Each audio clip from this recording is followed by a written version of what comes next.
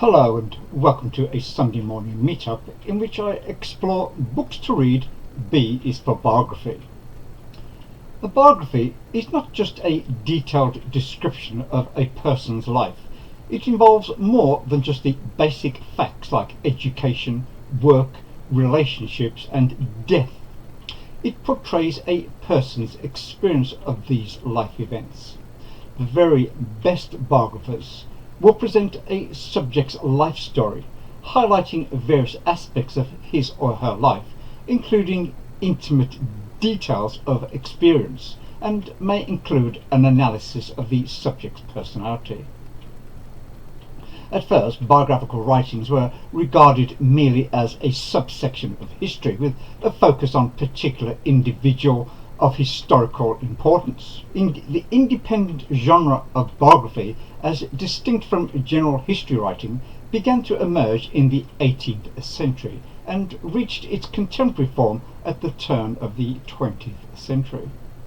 One of the earliest biographers was Plutarch, who wrote biographies in Greek. His Parallel Lives was published in about 80 AD. In this work, famous Greeks are paired with famous Romans. For example, the orators Demosthenes and Cicero, or the generals Alexander the Great and Julius Caesar. Some 50 biographies from the work survive. In the early Middle Ages, AD 400 to 1450, there was a decline in awareness of the classical culture in Europe. During this time, the only repositories of knowledge and records of the early history in Europe were those of the Roman Catholic Church. Hermits, monks and priests used this historical period to write biographies. Their subjects were usually restricted to the Church Fathers, martyrs, popes and saints. Their works were meant to be inspirational to the people and vehicles for conversion to Christianity. One significant secular example of a biography from this period is the Life of Charlemagne by his courtier Einhard. In medieval Islamic civilization, AD 750 to 1258, similar traditional Muslim biographies of Muhammad and other important figures in the early history of Islam began to be written, beginning the prophetic biography tradition. And then began the documentation of the lives of many other historical figures, from rulers to scholars, who lived in the medieval Islamic world. By the late Middle Ages, biographies became less church-oriented in Europe as biographies of kings, knights and tyrants began to appear. The most famous of such biographies was Le Morte d'Arthur by Sir Thomas Mallory. The book was an account of the life of the fabled King Arthur and his Knights of the Round Table. Following Mallory, the new emphasis on humanism during the Renaissance promoted a focus on secular subjects such as artists and poets, and encouraged writing in the vernacular. Georgio Vasari's Lives of the Artists, published in 1550, was the landmark biography focusing on secular lives. Vasari made celebrities of his subjects as the lives became an early bestseller. Two other developments are noteworthy: the development of the printing press in the 15th century and the gradual increase in literacy. Biographies in the English language began appearing during the reign of Henry VIII. John Fox's Acts and Monuments of 1563, better known as Fox's Book of Martyrs, was essentially the first dictionary of the biography in Europe, followed by Thomas Fuller's The History of the Worthies of England in 1662, with a distinct focus on public life. Influential in shaping popular conceptions of pirates, a general history of the pirates, published in 1724 by Charles Johnson, is the prime source for the biographies of many well-known pirates. The American biography followed the English model, incorporating Thomas Carlyle's view that biography was a part of history. Carlyle asserted that the lives of great human beings were essential to understanding society and its institutions. While the historical impulse would remain a strong element in early American biography, American writers carved out a distinct approach. What emerged was a rather didactic form of biography, which sought to shape the individual character of a reader in the process of defining national character. The first modern biography, and a work which exerted considerable influence on the evolution of the genre, was James Boswell's The Life of Samuel Johnson, a biography of lexicographer and man of letters Samuel Johnson, published in 1791. While Boswell's personal acquaintance with his subject only began in 1763, when Johnson was 54 years old, Boswell covered the entirety of Johnson's life by means of additional research. Itself an important stage in the development of the modern genre of biography, it has been claimed to be the greatest biography written in the English language. Boswell's work was unique in its level of research, which involved archival study, eyewitness accounts and interviews, its robust and attractive narrative, and its honest depiction of all aspects of Johnson's life and character, a formula which serves as the basis of biographical literature to this day. Biographical writing generally stagnated during the 19th century. In many cases there was a reversal to the more familiar hagiographical method of eulogizing the dead, similar to the biographies of saints produced in medieval times.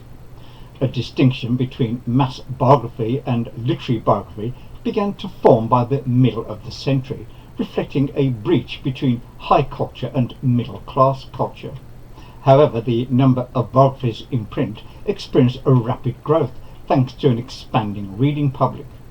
This revolution in publishing made books available to a larger audience of readers.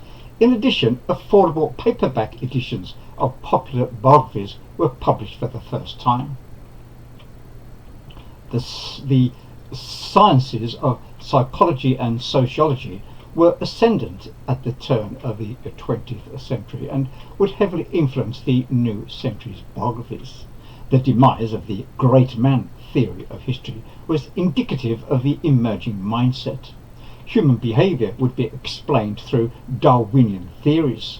Sociological biographies conceived of their subjects' actions as the result of the environment and tended to downplay individuality.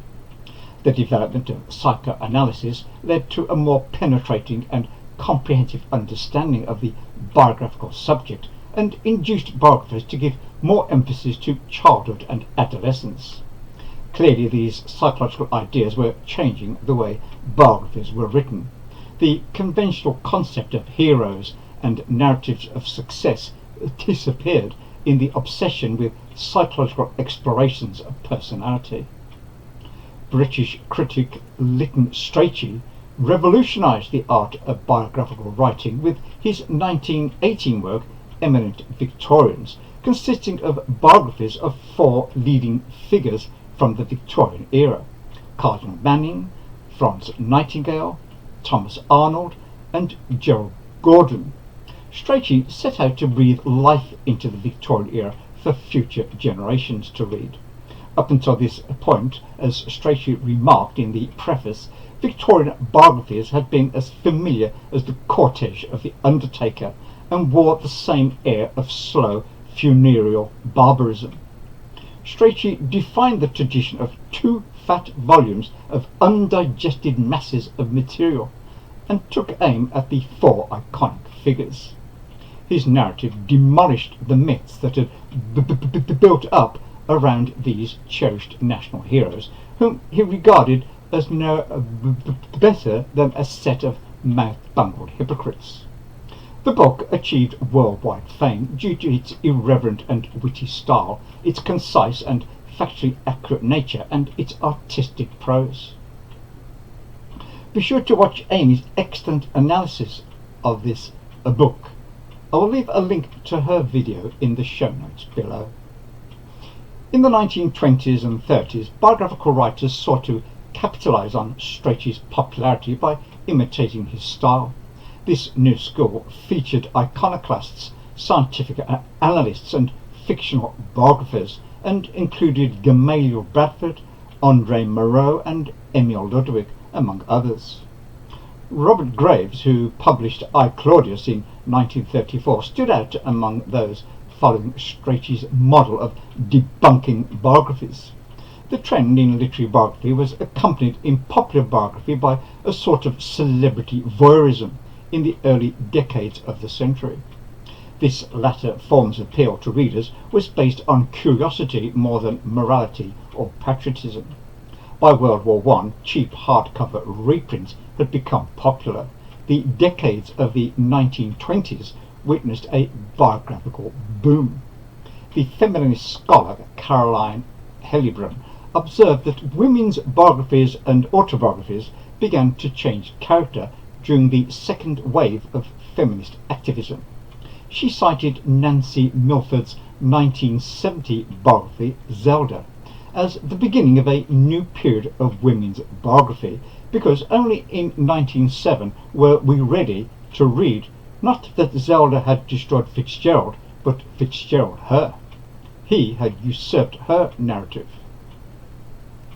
In recent years, debates have arisen as to whether all biographies are fiction, especially when authors are writing about figures from the past.